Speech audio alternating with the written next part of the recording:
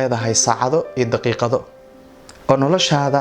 jawi mar walba kala duwan uu soo marayay 12 bilood markuu sanadka dhamaado waxa kugu qasab ah waxaana ku muhiim ah waxaana ku garaada inaad hoto ogaatid sanadkii uu dhamaaday maxaa qabsatay maxaad suubisay maxaa ka qaldamay ee cashir aad ka baratay si sanadka kale ee cusub ee dhashay uuna ku saameynin laakiin badankeena kaliya waxaan suubinaa inaan sawiro soo dhigno Facebooka mase muuqaalo ama show aan kaga qayb galno anagoo dhaheena waxaan u dabaaldegaynaa sanadka cusub ma isweydiisay war maxaa ka qaldan okay sanadkaas cusub hadii aad hal wanaaga suubinin hadii aad wax horumar ah suubinin naftaada iyo tan dadkaba waayiga ku dabaaldegaysid muxuu yahay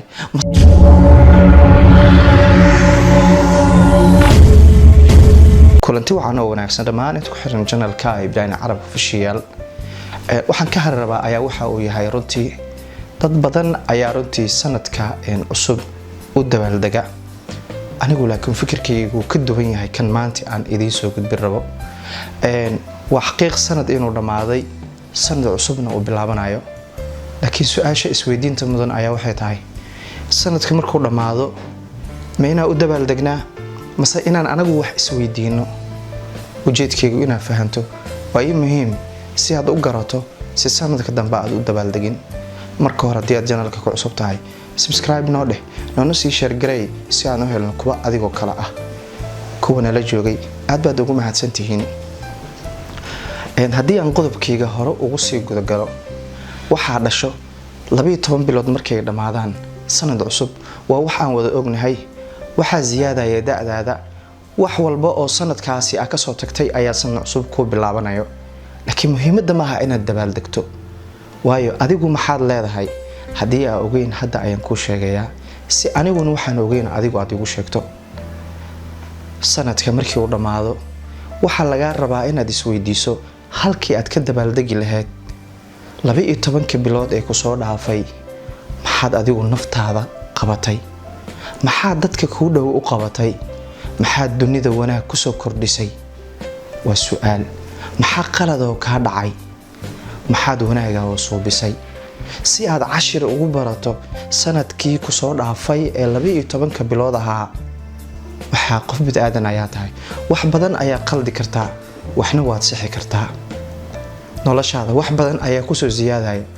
waayo 12 bilood waxay ka kooban tahay 360 maalin waa tiro aad u badan runtii taasi waxa loo baahan yahay waxay si kala leedahay saacado iyo daqiiqado oo noloshaada jawi mar walba kala duwan uu soo marayay 12 bilood markuu sanadka dhamaado waxa kugu qasab ah waxaana ku muhiim ah waxaana ku garaada inaad hoto ogaatid sanadkii uu dhamaaday maxaa qabsatay maxaad suubisay maxaa ka qaldamay ee cashir aad ka baratay si sanadka kale ee cusub ee dhashay uuna ku saameynin laakiin badankeena kaliya waxaan suubinaa inaan sawiro soo dhigno Facebooka mase muuqaalo ama show aan kaga qayb galno anagoo dhaheena waxaan u dabaaldegaynaa sanadka cusub ma isweydiisay war maxaa ka qaldan okay sanadkaas cusub hadii aad hal wanaaga suubinin hadii aad wax horumar ah suubinin naftaada iyo tan dadkaba waayiga ku dabaaldegaysid muxuu yahay mase sanadka cusub maxaa loo dabaaldegaa ujeedada ku jirtana ma isweydiisay adigu hadii aad tahay muslim waxa leedahay sanadkii waxa ku leedahay laba dabaaldegyo oo aad u weyn qof walba muslim u yaqaano isbuucii waxaad ku leedahay hal maalin oo Eid inoo ah taas waa wada taqaanaan oo maalinta Jimcaha ah oo maanta iyo kala sanadkuna waxaan ku leenahay Eid weynayda iyo Eid yariista okay maxay tahay marka ujeedka sanadka cusub aad u dabaaldegayso mase ma isweydiisay dunida aan ku noolnahay dadku kala dhaqan duwan yihiin qofba wax ayuu haystaa laakiin anagu waxaan nahay dad islaam ah ma isweydiisay adigu iidaada adigu farxadaada ma kula iidaan adduunka oo idil ma isweydiisay ma isfasaxaan isweydii waa macquul inaad taas garoodo waxaan ugu gol leeyahay ama aan ula jeedaa adigu inaad leedahay laba Eid sanadkii isbuucina ku leedahay maalin oo ah maalinta jimcada oo dadka muslimka ay u tahay farxad. sidaas daraadeeda adigu waxa laga rabaa inaadna ku dayanin kuwa sanadka u iidayo buuraha koraya sawirada galaayo guryaha qurxinayo showga dhiganayo inaad ka mid noqoto maaha waayo isku fikir ma tihiin isku dhaqan ma tihiin mana haysatiin isku diin. taas daraadeeda adigu waxa laga rabaa halka isagu ka dabaaldegayo adiga inaad suubiso war maxaa faa'iiday maxaa qasaartay maxaad wanaaga suubisay maxaa qaladay ee cashira kaga badatay si sanadka kale